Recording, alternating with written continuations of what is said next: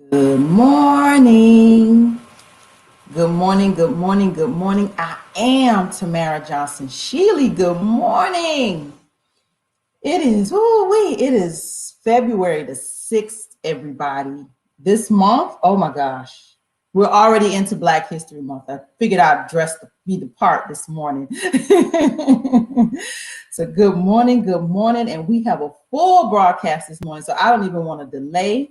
Let me see where Robbie is. Let me see. Did Robbie just leave the background? She just walked away. We're going to bring our guest in. Good morning, Mr. Yahuru. Did I say that right? Yes, you did. Awesome. Let me bring in Traherne. He's here. Good morning. Good morning. How you doing? Good. My co-host walked away from her chair in the middle of the broadcast. I think she's trying to put it together in the background. Let me see. Robbie, have a seat. Just okay. It's okay. You okay? Yes. Did you put my situation online? Okay, well, good. I said she walked away. I said our co-host walked away and our guests are here. No, I apologize. I was trying to find my phone so that I could share, but I don't know where it is. So never mind. Hey, Rob, you want a moment to go find your phone, Robbie? Go ahead. I'll start with these guests of ours. Good morning, Mr. Yahuru and Mr. Traherne. Thank you for joining us on this broadcast this morning. I found you activists in an article. Let me share my screen because, reparations is here and reparations is now. And you guys are making a lot of noise over Minnesota. And I just wanted to bring you to Georgia. So, because Georgians, we're still kind of behind the 8 ball with this conversation. We're like, is it going to happen? We really don't believe it. I can tell you as a candidate for the U.S. Senate, I had an opportunity to travel around the state, and I can tell you reparations and the need for reparations and what reparations is a very new conversation to Georgians. Very, very new. It's kind of like we were the ones that in the South, we didn't even know we were free yet. It's right. Kind of, we don't know that this is coming. We really don't know what this is, and it kind of scares us a bit. So I'm gonna give y'all the floor because I don't really want to do a whole lot of talking. I want to hear from you guys. So, Mr. Yahuru, I'm gonna give you an opportunity first to introduce yourself and share with our audience who you are, and then let's dive into this conversation around reparations. Sure. My name is Yahuru Williams. I am a professor of history and the founding director of the Racial Justice Initiative at the University of St. Thomas. I work on issues of racial justice, and I write about African-American history, the civil rights and Black power movement. So this conversation is very germane to me. Mr. Traherne, good morning. Good morning. Thank you for having us on here. This is big, and congratulations on your run. I watched it closely. It was powerful. Thank you. I'm Traherne Cruz. I'm a lead organizer with BLM Minnesota, and I'm the co-chair of the St. Paul Recovery Act Steering Committee here in St. Paul. We brought forth the resolution to pass the St. Paul Recovery Act, and we're really excited about that. And it was a journey. So we had to we put together a book club, and then we put together a steering committee to work on the resolution part of the book, of the reparations part and the outreach and things like that. So that's how we got started on some of this. And I'm sure there had to be. Was there pushback? Because, like I say, here in Georgia, this whole conversation, reparations is new, brand new. So how was it there, Mr. Yahuru, in Minnesota? Well, thanks to Traherne, it's catching fire. But really, the reality is, like every place in the union, there's a lot of pushback and a lot of concern on the part of some people about what reparations means, and it falls into 2 categories. There are those white Americans who look at this and say, we have no connection to slavery, we have no connection to Jim Crow, we were not responsible for that injustice, so why should we pay? And then you've got a lot of African Americans who understand the arguments, but don't really comprehend what reparations would look like. So they're, asking questions like, would that be some kind of remuneration directly to families? Would that be in the form of some type of grants? And those misconceptions about what reparations is why there's such a wide range of kind of responses to the conversation across the country. Here in Minnesota, Traherne and his colleagues have been very direct in saying that they believe that it should be twofold. It should address historic injustice related to slavery, but it should also look at policies and practices here in Minnesota specifically that have perpetuated injustice toward African Americans, such as redlining and other practices which have had a detrimental impact on communities of color here, especially in St. Paul. Traherne, are you back? Yeah. You fell off there. Yeah. Go ahead. So kind of following up what Uhuru was saying, there's with the Black community, it was like it's more the same thing with Obama. He'll never be a Black president, you know, and then you get the Black president, then there'll never be a $15 minimum wage. Then it happens, you know. So that was more of the things that we were facing. And then like Mr. Uhuru was saying, as far as the white people said, well, we never owned slaves and this and that. But for a lot, but there was a lot of positive feedback that we've been getting too, and more people been reaching out to us more than we thought we would, actually. So that, there's been some pushback, but there also has been a lot of celebration of the act and people wanting to get involved and stuff too, and want to know how they can help. You know, just to add to what Traherne said too, Tamara, one of the things that he's been brilliant at organizing here is connecting this directly to Black Lives Matter. I think we had a moment after the murder of George Floyd where there was an immediacy around issues of racial justice and social justice. I think Traherne recognized that and immediately began to articulate in the context of this response to George Floyd that this should also encompass reparations. And he did so by connecting that to Juneteenth, the Duluth lynching of 1920, the Tulsa race riot in 1921. And I think it built some momentum here, at least in terms of people recognizing that history and being open to the conversation. Now, again, you know, we've been fighting this battle for a long time about, you know, people being educated about that history and understanding why reparations would be an appropriate response.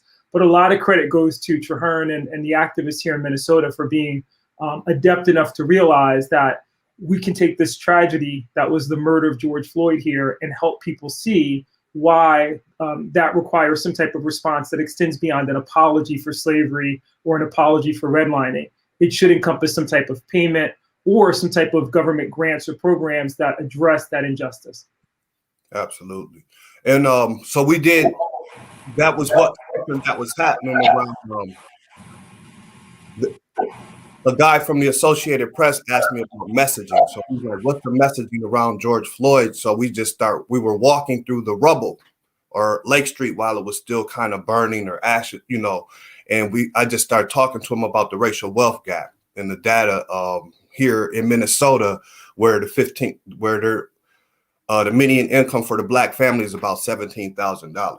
For whites, it's about 60 to 80,000, things like that. We have the 5th congressional district, or we're one of the 4th worst places to live for Black Americans, but it's the most livable cities in America. So we believe to make this the most livable city for everybody, that reparations needs to be paid. And so that's some of the things we were talking about. And then we start talking about reparations because we threw the Juneteenth rally. And that's when we start changing up the signs, even having signs that say economic justice, 40 acres and a mule. George Floyd's aunt came to one of our rallies, and then we were talking about their great grandfather, Perry, who had 500 acres stolen from him. And he was a slave. And by the time he was 21, he was freed. And by the time he was 21, he had amassed about 500 acres, which was stolen from him, which was stolen from their family. So when we talk about the racial wealth gap, we talk about generational wealth. And George Floyd and his family are the perfect example of our reparation story and how we've built and we're resilient enough to get out of slavery, get 500 acres, but still have that stolen from us. And then we're in the situation we are right now. If I could chime in, I'm really grateful to hear this body of work that you're doing and to see from what it looks like. I'm just coming in as an observer. you seem to have boots on the ground and an academic, and the combination seems really effective. So kudos to you, because I think that's where we in Atlanta have had a lot of issues. We've had a lot of kind of academia, nonprofits, and they haven't tied in and integrated with the boots on the ground activists. And that's really been our detriment. We hear the same, to some degree, arguments. I have a friend who's a kind of a wealthy, older white gentleman. And he said, well, how does, because he knows we do the show and talk about reparations. That was one of the main pillars that Tamara's campaign was on. She was one of the few people, really one of the only candidates who came out directly for reparations and campaigned for it, which I thought was a really bold move, instead of trying to kind of slip it in, whether it was doing it as a universal where everybody's getting, you know, somewhere to live and so on, which isn't reparations at all. But that being said, one of the comments I heard from a Caucasian older man was, well, is Andy Young's kid going to get reparations? Because, you know, obviously Andrew Young is wealthy. He's got some type of income now from his family and so on. And then there's also kind of what I guess are Republicans who are in upper middle to higher class Blacks who really aren't for reparations at all, which is odd. And then, of course, everyone who's low income, which is the majority who's Black, is for reparations. So how does that, if y'all could kind of discuss that a minute, and if you're working on your state, are there any concerns that it'll just be state by state and not federal? And I only bring that up because of where the Democrats, who probably would be easier to deal with than the Republicans, just I think 2 days ago, I heard Joe Biden on a public press conference say, America's back. And I thought, ooh, this is a slippery slope where we're going. So, what are your thoughts? I know I just said a lot, so feel free to chime in. There's a lot there, but I think there are a lot of substantive points too. One of the things that I appreciate about what Traherne and the St. Paul City Council have done is they're trying to use the local to generate that national conversation. I think they recognize as a strategy that if you can follow what's happening in North Carolina, what's happening in Maryland, what's happening here, it can build momentum toward a national conversation about some type of governmental response that would encompass some type of federal aid or assistance or remuneration for slavery. At the same time, to address the other part of what you shared, there's a difference between what some people see as essential justice and direct justice. So if you're looking at essential justice, it's this idea that there was a wound to African Americans in this country. The government can provide some type of redress based on that historic injustice. And that would be grants that would not be specific to survivors, but would just be, in a sense, trying to address that generational wealth gap that Traherne talked about. I'm a fan of that when we're talking about the legacy of slavery, because we know one of the other wounds to African Americans in this country in particular is the fact that we don't have access to the records in many cases to go back and trace our family histories. I'm a trained historian. It took me almost 19 years to get to a point where I was able to trace my mother's family back before the Civil War. And that was with the advent of new technology. So we'd be talking about a massive education project that would also, a research project that would also encompass doing the family histories of African Americans and be able to recover some of that historical data. But at the same time, running up against the wall where there'll be some people where we just won't be able to recover that because African Americans were not considered, in that sense to be essential. And so the data isn't there. There's also direct reparations, and that's for things like here in Minnesota, what happened in St. Paul with the Rondo neighborhood. We're not going back 246 years to talk about slavery. We're talking about something that happened between 1953 and 1968 in this state, where to put in the federal interstate I-94, the government deliberately chose to run a highway through the heart of thriving African-American community here. Displaced 400 residents, African-American residents. We know who they are. We know what those home values were. We know what the equivalent of that would be today. So that's a different ask. And you could talk about reparations directly for that type of injustice. That's a story. When Al Sharpton was here and eulogized George Floyd, he said, George Floyd's story has been a story of Black folks in America. Traherne just gave us that by talking about George Floyd's family. Well, if we're looking at this in Wilmington, Delaware, where I-95 cut through the heart of the Black community, we're talking about this in any number of other communities where this has been the story, St. Paul really could be a model for how you talk about reparations on those two fronts. Essential justice, which is what we're seeing in Maryland with the Harriet Tubman Community Investment Act, where Maryland is saying, we know that the state benefited from slavery. So what we're going to do is we're going to say, we'll do grants for education, student loan forgiveness for people of African descent who can trace their roots. We'll do grants to Black business owners, those types of things. But again, that's essential justice. I think in certain cases, if you're talking about victims of policies or practices in the last 50 years, 60 years, 100 years, you should be able to pay the debt forward, and those people should get that. Now, in the case of Andy Jung, just very quickly, because I hear that a lot too, well, you're not doing that bad, so why should you get that money? That's not the case. So, legally, if you're harmed, then you're entitled to that. Now, you could put a monetary value on that. Say if you make X amount of dollars a year, that money then will go into a pot to address the issue of essential justice for someone else in the community who may have been harmed by the generalized harm that was caused by these policies or practices. And that's generally how I see it, and one way that you could look at that discussion. The resolution calls for, so the beautiful thing about the resolution, it makes the St. Paul City Council members, or the city of St. Paul, reparations activists. So the resolution calls for the city of St. Paul to champion reparations at a state and federal level. So right now, that's what the city of St. Paul is going to be doing, in conjunction with us putting together the St. Paul Recovery Act too. So especially, we're going to do everything we can to find out how to generate revenue. And if we could get the cash payments at the local level, we can, but definitely at the state and federal level, we're talking about direct cash payments. And in the city of St. Paul, part of the resolution calls for them to be reparations advocates at the state and local level. So, and I agree with a lot of what Mr. Uhuru said about the Rondo neighborhood, and addressing some of those historical injustices that have happened recently. Even as early as 1990, we know they were burning crosses on the east side here in Minnesota. So a lot of those things have to be addressed too. And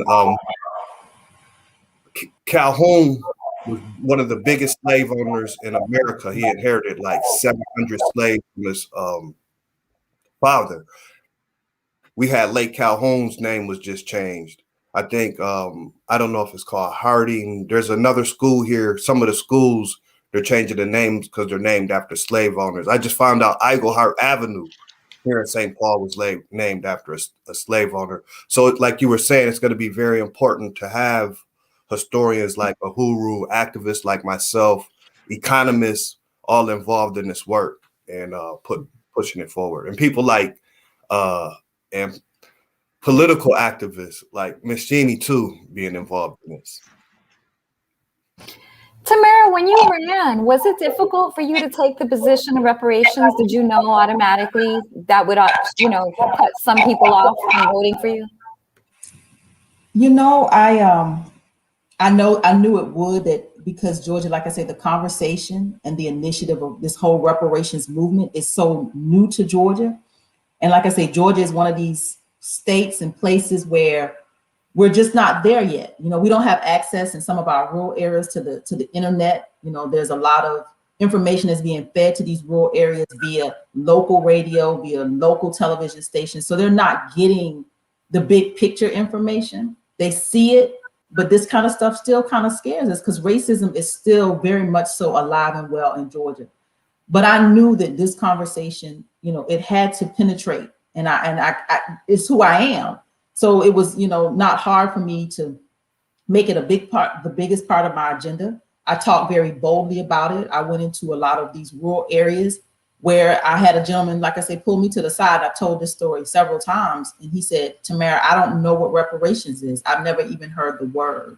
So, there's a lot of, education that needs to happen here in Georgia. And my candidacy was, I felt like I was just laying a foundation. And I did, to get 106,000 votes, come in 6th place with a message like reparations, and the other 5 candidates either had millions or influence. So I came in as a first place grassroots candidate, you know, with a true message for reparations. And there's a lot of white people.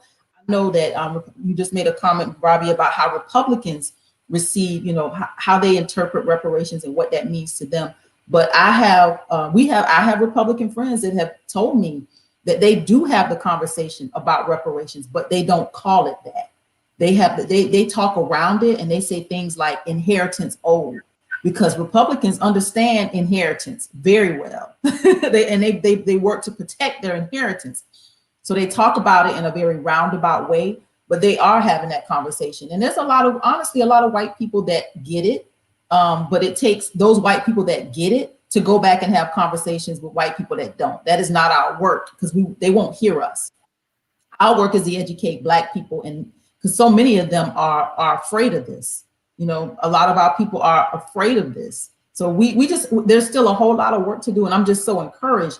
And that's why I wanted to have you gentlemen on, because this conversation is national. This conversation is happening, and I need Georgians to know that it is bigger than me. It was bigger than my candidacy. This was work being done before all of us. Yes. So just now in the middle of it, you think about like what you were saying, Traherne, about all the years that it took, you know, between 1865 and 1964 just to get us the right to vote. So we're just you know, doing our part of the work.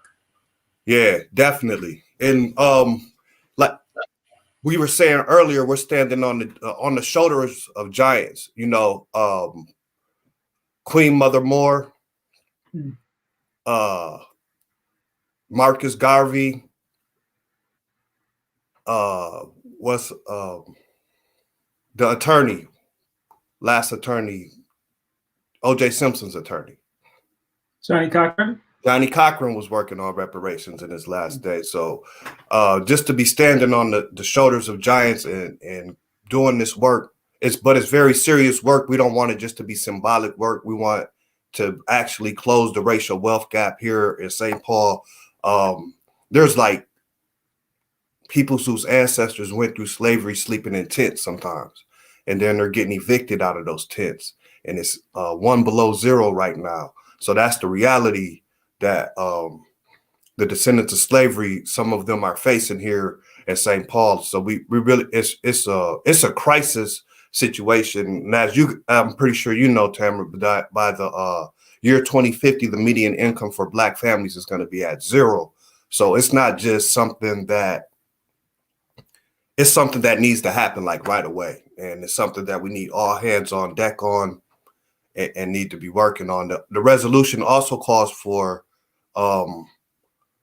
organizations that are private institutions that aren't part of the city of St. Paul, but do business in St. Paul, to look at their practices and their businesses.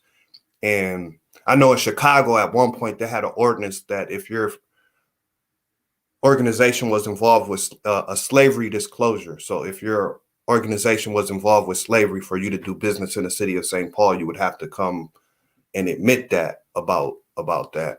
But we wanted to go further. These are ideals though, because the commission is going to do a lot of the work, but we would want those organizations to pay into the St. Paul Recovery Act Trust Fund and have that money go into programs that are for the descendants of slavery, or again, try to get enough revenue to get to direct cash payments at the city level. There's so many parallels when I'm listening to you both discuss what's happening in your city. In Atlanta, we have I-20, the interstate that divided the North and South, that kind of ravaged communities of color, specifically Black. And I'm often in the field. I'm in real estate and do some activist work, and easily, and it'd be generous to say, it's always an 80-20. It's 80% homeless people who are people of color, predominantly Black, and on a high amount, 20% non-people of color who are homeless. And I'm also with the real estate, it's similar. The people who are priced out, who can't buy with the gentrification that impacted predominantly Black people in Atlanta, are lower income people of color. And literally 90% in that regard were displaced more south. And they're holding all of the non-protected, non-union jobs. So I see kind of a movement building now with unions or labor and people kind of trying to get those numbers up, which I'm assuming is to get the numbers up for voting, to push the Democrats maybe to be a little more bold in moving forward and not being so afraid. And I'm guessing that a part of the difficulty would be our horrible education system and lack of true history. As a historian, I'm sure.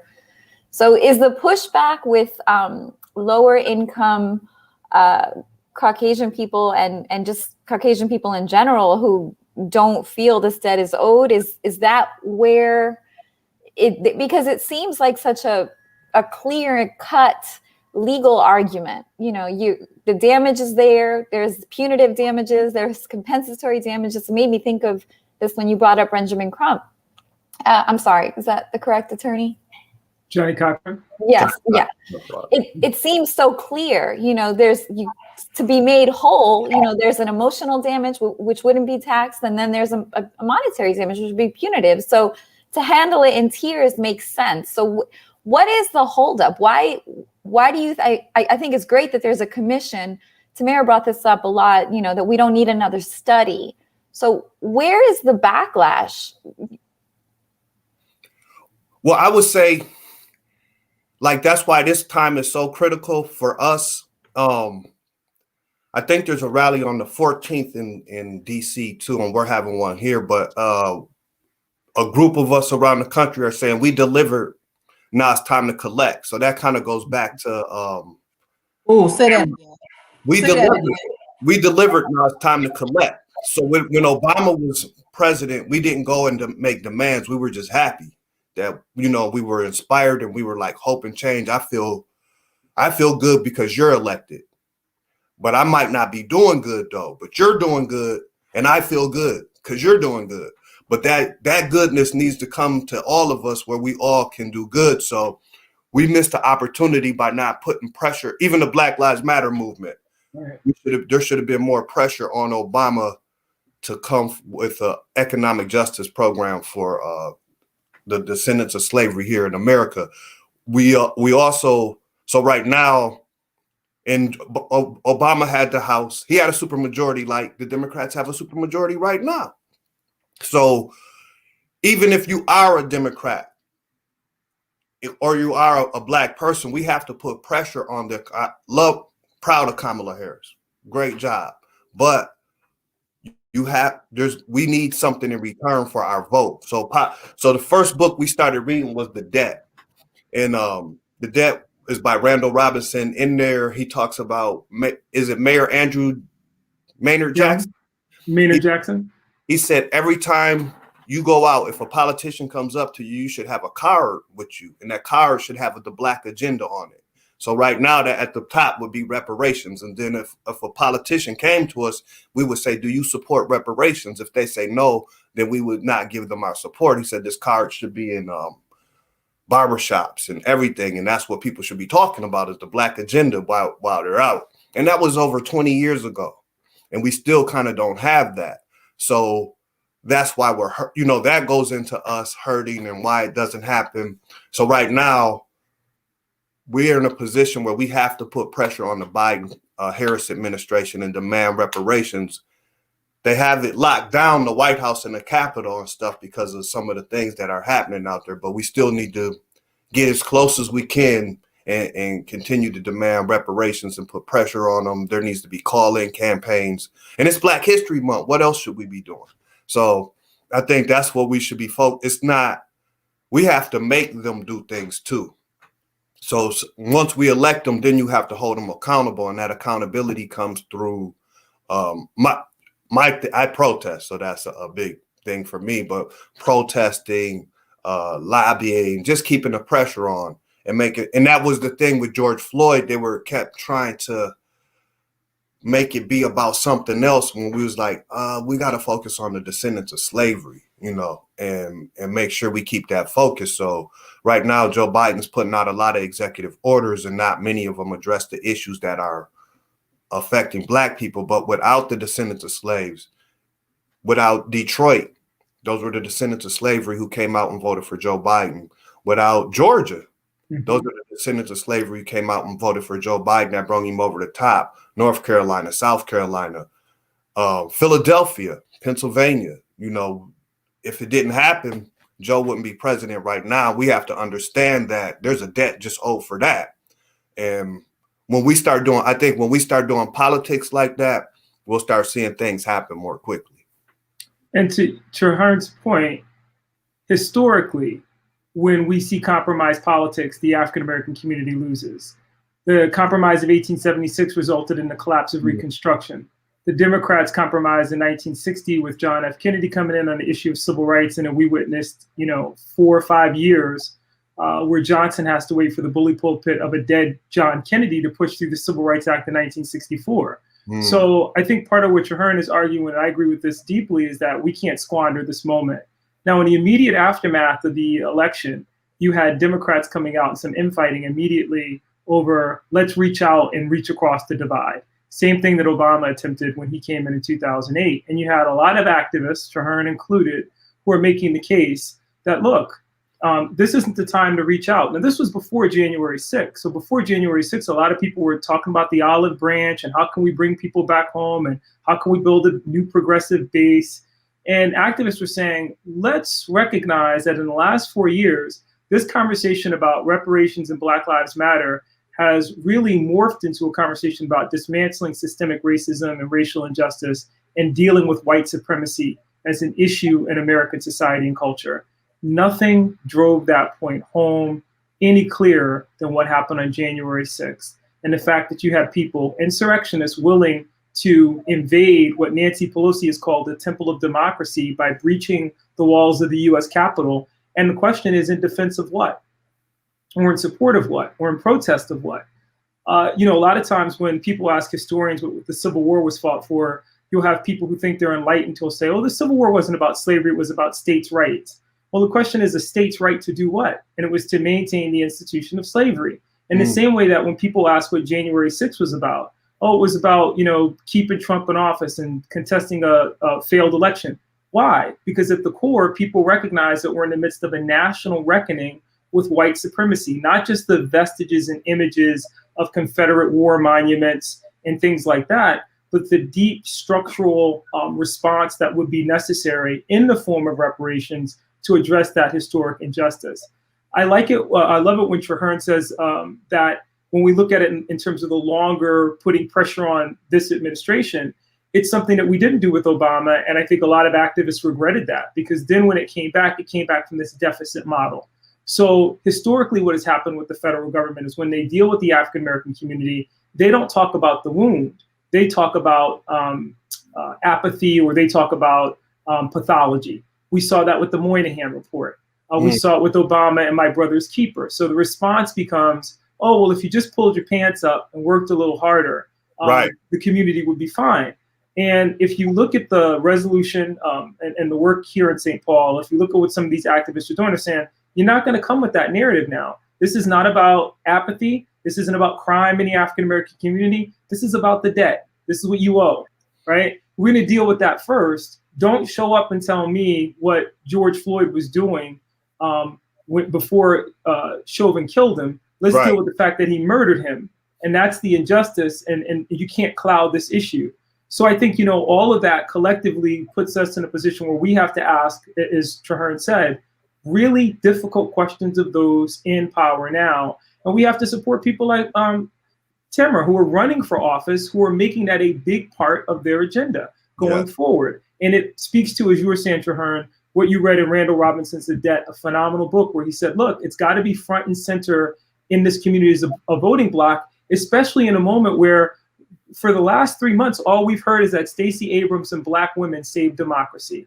Well, here to that. I love hearing that. I think that's wonderful. But then Stacey Abrams and African-American women have a right to make any demand they want of the Biden administration in this moment, and it should be met as a result. I agree perfectly with everything he said right there. I liked how he summarized that up. And so just politically, we can't sit back and wait for Biden. It's going to be up to us to apply that pressure on them, because we're in this crisis situation. Another big thing is when she was talking about like universal, like, so we support. Oh, also, I just want to say, BLM Minnesota, we're not connected to the national Black Lives Matter, and I do respect and watch all the other shows who put out. I watch the New Black Media. I'll just say it like that, and I support all the work that the New Black Media is doing around reparations, and it's a great political education that's going on. That's why shows like this are very, very important. And just COVID really, really exposed why we really need reparations so bad. I think half of the Black businesses were wiped out because of COVID-19, and that goes into some of the historical systemic racism in the banking industry, and why we haven't been able to get business loans. And when COVID hit, it really exposed how vulnerable we were economically, health-wise. Supposedly, we're supposed to be being ravaged by COVID the most.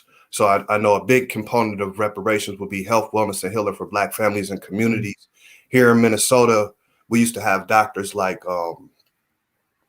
Dr. Abrams. We had Dr. Abrams. We could go to Dr. Abrams and see him. He was a descendant of slavery. We had Dr. Crutchfield. Like, you could go to church and you would see the Crutchfield family there. But right now, we really don't have like Black clinics.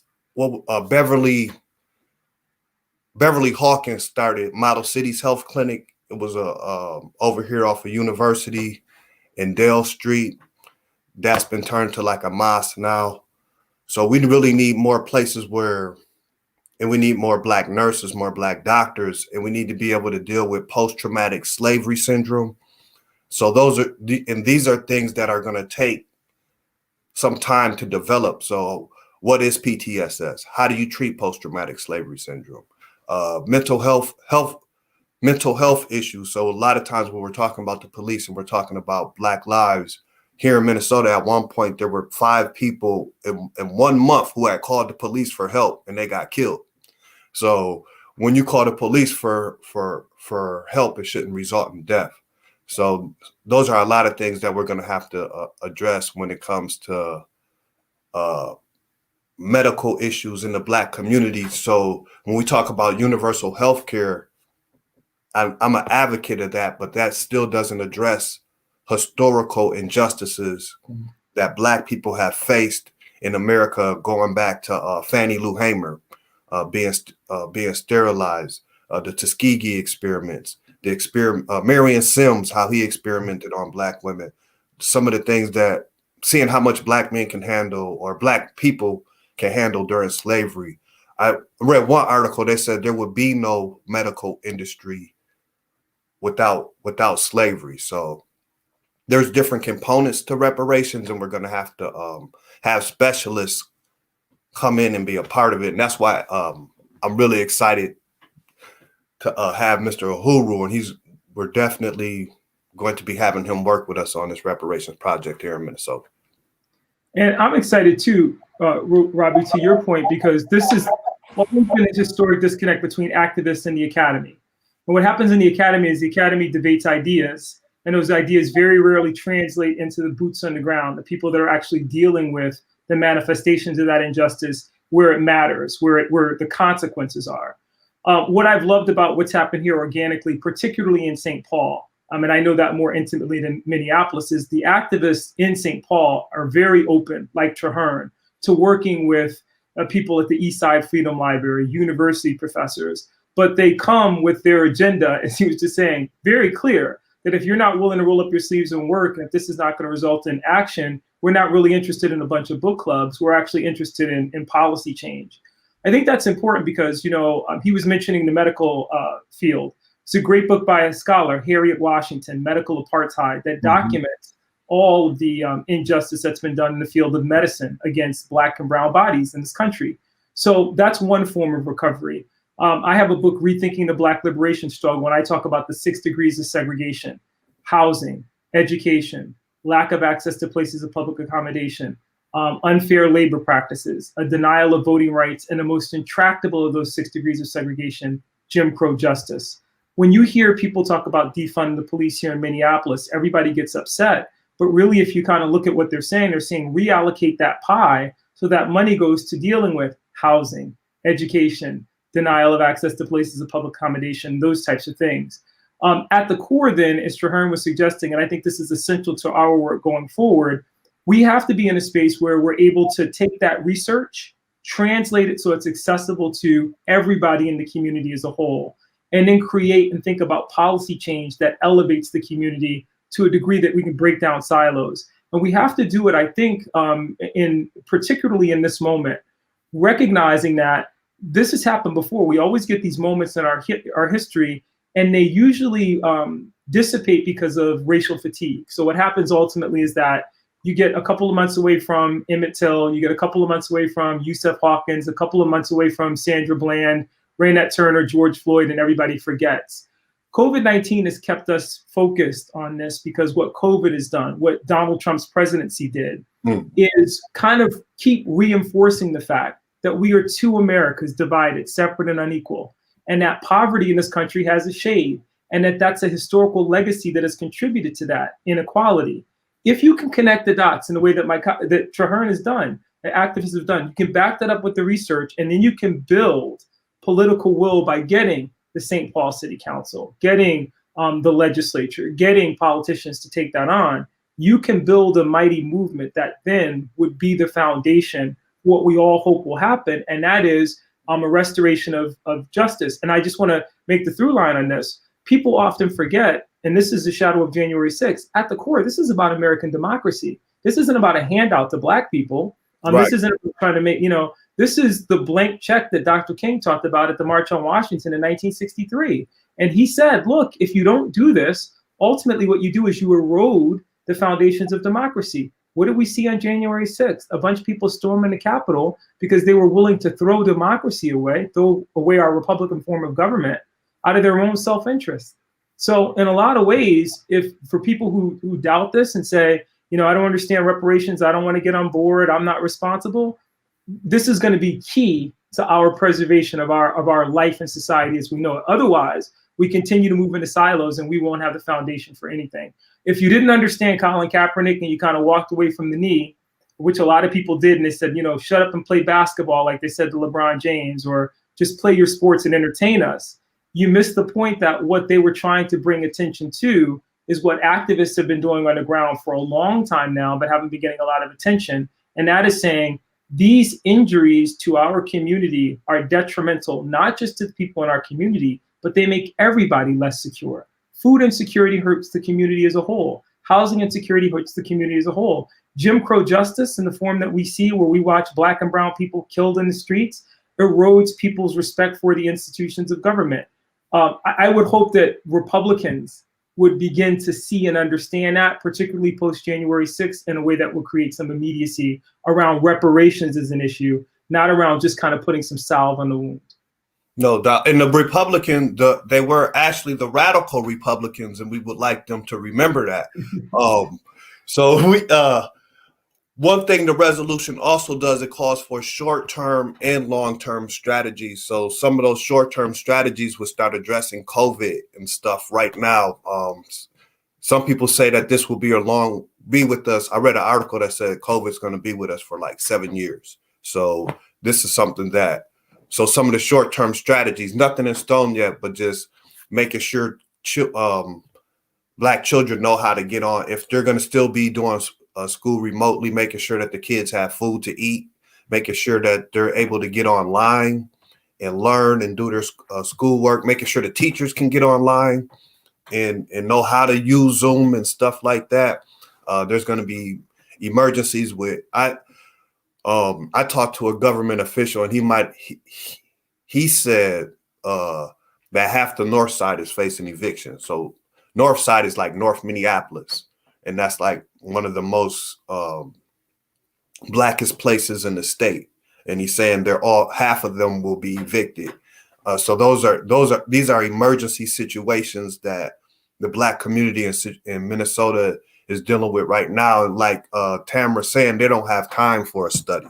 So we need things that are going to happen right now. But then another thing that happens when people are in crisis, or you're in a situation, then you have an accident or something happens, then you want to settle. You're like, I got bills to pay, I got this, and then you end up settling, and then you're still in a hole. So we don't want that to happen too, where we're just like, I need my money right now, just cut the check. So here in St. Paul, we're working on some of the work that is happening. We don't want to do a new study. We want to collect the study. They've already told us what they did to us. We already know the city of St. Paul, as far as 2008, did an anti-racism audit, and they said their policies and procedures hurt the people that society fears the most. And we know the people that society fears the most look like people on this screen right now. So we don't need to do any more studies. We can compile the studies that are already out there. We might want to grab more recent data about COVID and what's happened during COVID, but we just want to compile the studies, then start focusing on ways to deliver reparation as opposed to going back doing new studies. So there's something called the Jim Crow of the North, and that dealt with racial covenants. And racial covenants are laws that say, or mortgages or house deeds that say, you can't sell this house to a Black person, right? And so even if back here in St. Paul, say you worked at Ford or you worked at 3M and you could afford a house on Lake Calhoun, they were still saying you can't, because you're Black, you can't live here. And then that again, so then you have to buy a house, and where they had a map that says Negro slum, then if you want to stay in Minnesota, then you're forced to buy a house in a neighborhood where the equity of that house may not grow as fast as if you had brought it on Calhoun. So they're doing something called Mapping St. Paul, that's mapping these mortgages, these racial covenant mortgages, to see how many of them there were in St. Paul, and then so that can continue to have us assess the damage that was done and how much wealth was lost to Black families who were living here, who may have been able to buy a home in one area, but because of these racial covenants, had to buy a house in a neighborhood that might not have built as much generational wealth as they could have. I'm so glad this alliance arising between academia and community advocacy, because I think it's really what's been missing. There's a lot of discussion right now of the island of Puerto Rico, the U.S. territory where my family's from. And I have family members, interestingly enough, who, are in good positions right now. They're thriving. And we have a lot of folks on the island who obviously aren't, who's transferred over to the U.S. and they're on public assistance. And, my higher income family members tend to look down on my lower income family members and say, they don't want to work. They don't want to this, they don't want to that. And it's always kind of interesting when we sit around, and people are on opposite sides. And what my higher income folks don't seem to recognize, who are my family, from our lower income folks who are in the same family, is that even if Puerto Rico right now were to become a state, you have an entire island that you can drive around within 1 hour that has been stripped of all resources, that has problematic infrastructure, that has housing, that doesn't belong to locals anymore, that doesn't produce really anything except for Bacardi rum, but the factory isn't even owned by Puerto Ricans, and that has to import everything that gets double taxed based on a Jones Act. So all of this was done as a result of, really U.S. imperialism, U.S. government. And I would hope that, as allies, people could see Puerto Rico wasn't to some degree even enslaved the way African Americans were in the U.S. under chattel slavery, but to turn around and say, okay, you're free now, go prosper. or to look at folks who are still there in these positions who couldn't, arise out of due to structural inequities. I see a lot of parallels, and I can't even convince my own folks who I'm related to stop looking at our cousins and uncles like they're the problem.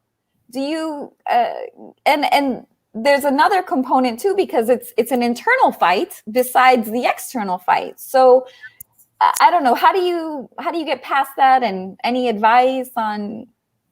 I'm going to weigh in real quick, because I think Traherne talked about it when we talked about post-traumatic slave syndrome.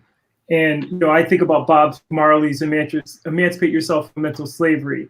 Well, part of that is that we've all come up in a colonial system. I'm so glad that you referenced Puerto Rico, Robbie, because I studied the Black Panther Party, but their corollary were the Young Lords, were Puerto Rican nationalists. They teamed up in cities across the East Coast. Their biggest stronghold was in Bridgeport, Connecticut, Philadelphia, New York, and Chicago. I grew up in Bridgeport. So Black and Puerto Rican activists were always working together on issues of housing and Jim Crow justice. The Black Panthers and the Young Lords in that city, Wilfredo Matos, who headed up the Young Lords, and Craig Kelly, who headed up the Panthers, did joint rallies and were always in the schools organizing and trying to get people to work together because they saw our issues as inextricably tied.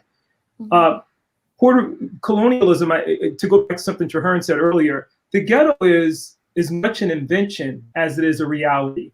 And it's an invention because right where it grows slum and not invest, and by default, after years of investment, what I've deemed a slum becomes the slum because I have invested. In Bridgeport, we have 4 or 3 major public housing complexes that were built in the aftermath of the Second World War for immigrants. And everybody talked about how great those housing complexes were when the immigrants lived there. And when they dispersed and the Blacks and the Latinos, the Puerto Ricans came in, they went downhill. They went downhill because the city stopped investing in them. We can draw that line. It's clear. You can see the allocation of resources ended. And then those people were left basically to fend for declining infrastructure in the midst of deindustrialization, where factory jobs were drying up.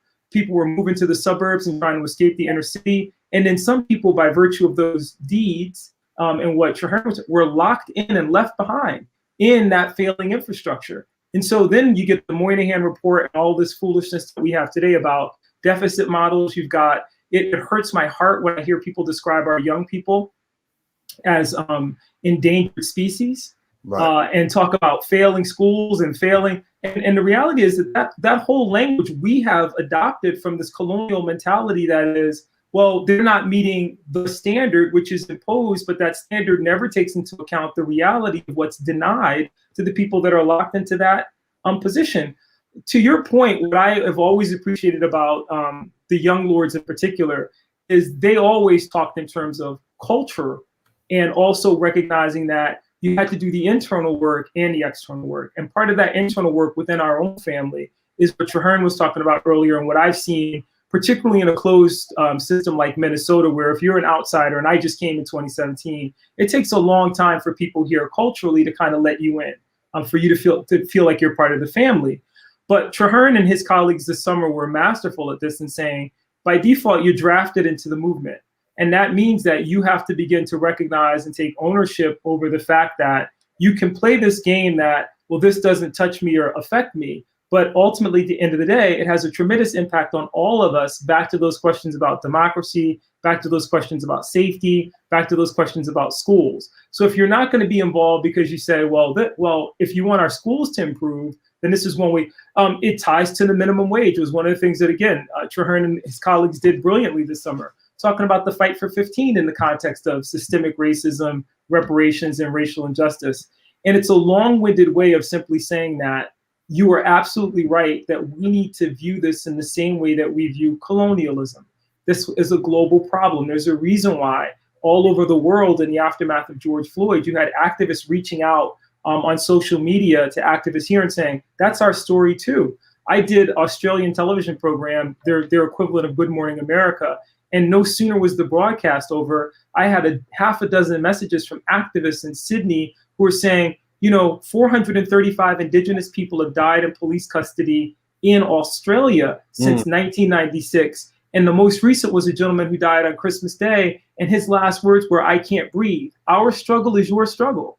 So to hear you say that, and to say it in a way, particularly in the context of the US, where we can solidify the relationship between what happens with Black and brown people, and that has been a discussion in Black Lives Matter, Black and brown bodies in public space aren't safe, is important, at the same time that we all recognize that, you know, there are folks in our own family who don't. I had a gentleman say to me this summer, well, I don't understand the reparations debate because, you know, I'm fine and I worked hard and I got a degree. And I said, that's fine. But I just want you to consider for a second, 3 African-American circus workers were murdered here in 1920. And we just watched a man murdered by the police. And oh, by the way, here in Minnesota, it wasn't just George Floyd, but we had Philando Castile, we had Jamar Clark, and then we watched an African-American or a Somali policeman, Mohammed Nuar, actually charged and convicted of shooting a white woman. And people didn't want to talk about that disparity. And so I said to that gentleman, if you deny that we need reparations for slavery, you have to at least acknowledge that these policies and practices have continued. And they continue to point to the fact that a Black or brown life is not worth much in the eyes of the community, in the eyes of the law. And so if we're going to rectify that, the only way to do that then is to take a hard look at that history and start saying, I know those 3 circus workers' families, and the state of Minnesota can pay for that because that was willful misconduct on a part of the police. The police chief in that case said, I will not risk 1 drop of Anglo-Saxon blood in defense of those prisoners. That's why they died. That's justiciable. There's harm there. You can bring it and you can deliver on that. Colonialism, long-winded way of saying, is the same way. We know the policies and practices that created Puerto Rico, and we know the policies and practices that created DC. DC and Puerto Rico both share this challenge about statehood, but statehood alone would not rectify that because you'd have to put the money back in you took out in the first place. You got to deal with the harm, you got to deal with the wound. And I do believe, as you said, it's justiciable. And we're not talking about ancient history now. We're talking about policies and practices that have continued and continue to have a detrimental impact on the people that live in those communities. And just real quick to add in, just a quick short piece, he was talking about seeing where the investments were made. So there's a study by Cura, I think, an organization here that tracks where the last St. Paul mayors made their investments. And most of those investments would be in the Highland neighborhood. And Highland is a thriving, you know, more white neighborhood, as opposed to investments being made in the north end of St. Paul or in the east side of St. Paul, where you're seeing, you know, 700 children a year in Minnesota get lead poisoning, right? So those are that environmental. We played at Oxford, Jimmy Lee Rec Center. Ziggy Wolf brought it, dug up the land. There was toxic waste underneath there. So we have been playing on that, playing football on there. Families, generations playing football on land that had toxic waste on it for 30, 40, 50 years. So there's the environmental racism component that we also have to invest, also have to address, but also looking where cities, what parts of the cities are being invested in and changing that up. And there's studies here in St. Paul that show where like the last 4 or 5 mayors have made their investments at. And they haven't been made in our communities. And I just want to say real quick, I should have said this and I'll be very fast. And if it hasn't, and the other conversation I have with people who say from, you know, affluent African-Americans who say, that doesn't touch me. You won the lottery. I remember, you know, I realized Bill Cosby and Camille Cosby are now in disgrace, but I remember when her son was killed, Ennis, by a Russian immigrant. And Camille Cosby wrote this piece, America taught my son's killers to hate Blacks. We don't need to, and she talked about how our movies, our culture, our entire society, and this was, you know, over a decade ago, more than a decade ago, that she was saying that. LeBron James has made the case. He said, you know, and that's why he got all that heat, that he thinks back to Emmett Till's mom and how she must have felt. We watched an entire sports season this year where you had teams saying, we're not going to take to the court because we want people to understand that. We realize we won the lottery in terms of people believing that we're immune or anesthetized from this, but we're not. We're touched by it in a very tangible way. And I just wanted to call that out because I think sometimes people, when they make that argument, I go, it's same thing back to that Duluth lynching. If they weren't going to risk 1 drop of Anglo-Saxon blood to defend those 3 men, it also means by extension, they weren't going to risk 1 block of Anglo-Saxon blood to defend you either. Yep. And just one thing I want to add to, So we know that the jobs that we used to have aren't here anymore for black people. So like some of our elders, teaching them about the racial wealth gap and letting them know that some of the same opportunities that were there for you are not here today for the younger people. And that's why reparations is a very critical place. You're not usually going to be able to go work at Gillette for 30 years and retire with a pension and stuff like that. So those things are kind of taken away. So the generations coming up now don't have the financial wherewithal that I would say that our elders kind of had. And they didn't have it as much either, but it was. I think he dropped off. I think he dropped off. His internet was very choppy. But I knew this conversation would be robust, Robbie. I knew that we didn't have to say a word. I knew these gentlemen could handle it. I just want to thank you, Yohoru. Why don't you let us know how to find you, how to keep up, how to stay connected. We're at the top of the hour, and I just want to thank you for being our guest today on this broadcast. Sure. I'm at the University of St. Thomas in St. Paul, Minnesota. My email is on their website, and I'm also on Twitter and Facebook if you want to follow that way. And Tamara, I'll be following you too. Thank you for your work. We were watching you here, and we appreciate the stance that you took. I mean, it takes a village, and you and Rob, you're definitely part of that village. So thank you for your work. Thank you, Yohoru. Let's let Traherne, he's back. Give us your closing remarks, Traherne, and let us know how to find you and stay connected, please. Thank you for having us. Looking forward to you running again too. And you can connect with me on Facebook at my Facebook page. And also you can check us out at www.blacklivesmattersmn.com. Miss Robbie, you want to close us out? No, I'm just, it's a lot of work. So thank you both for sacrificing your energy, your lives, times that you would spend with your families and I had hoped that Atlanta, given, our location central and demographics, and I'm glad symbolism was discussed on here. I'd hoped Atlanta would be, but maybe we can study what you're doing and replicate it instead of having to recreate and start over. So thank you for being the pilot. Thank you. I'm honored to be on the show and look forward to coming back and talking to you more. We will definitely have you guys back. And I am Tamara Johnson-Shealy. You can find me at tamarashealy.com.